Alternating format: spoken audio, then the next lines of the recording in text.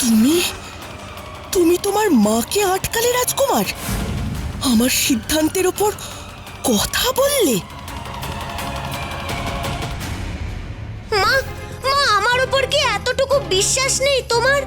আমি বারবার বলছি, আবারও বলছি, যদি কেউ আমাদের এই দুর্দশা থেকে মুক্ত করতে পারে তবে সে একমাত্র রাজকন্যা রূপমতী।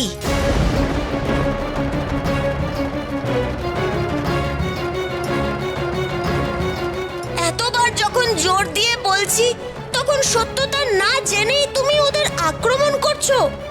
এ আমার কথা নয় মা, এ বাবার আদেশ। রাজা হুঙ্কারের আদেশ নিশ্চয়ই তুমিও অমান্য করবে না। কিন্তু পবিত্র আগুন যে রূপমতির ব্যবহার করা জিনিসের ছোঁয়া পেতেই নিভে গেল, যা কখনো ঘটেনি, এটা যে কত বড় অশুভ! এ কি পবিত্র আগুন এখানে?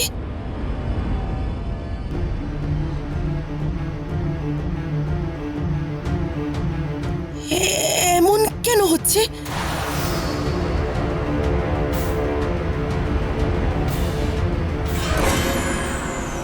রূপকথার রাজকন্যা রূপমতী তুমি অনন্যা।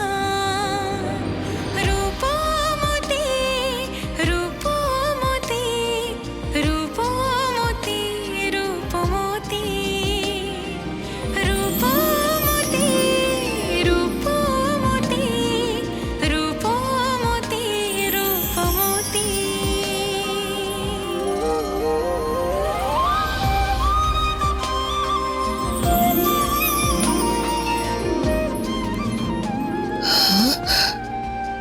পবিত্র আগুনকে এই মেয়ে ধারণ করলো কি করে?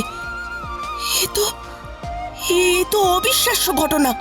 এ কি রাজকুমারী, এই আগুনের স্পর্শে আপনার আপনার সারা শরীর এরকম উজ্জ্বল হয়ে উঠল কেন? এ কিসের ইঙ্গিত? আমি নিজেও জানি না, কিন্তু আমি আমার শরীরে এক অদ্ভুত শক্তি, অদ্ভুত তেজ, অদ্ভুত উষ্ণতা অনুভব করছি। আমার সাথে এমন কেন ঘটলো?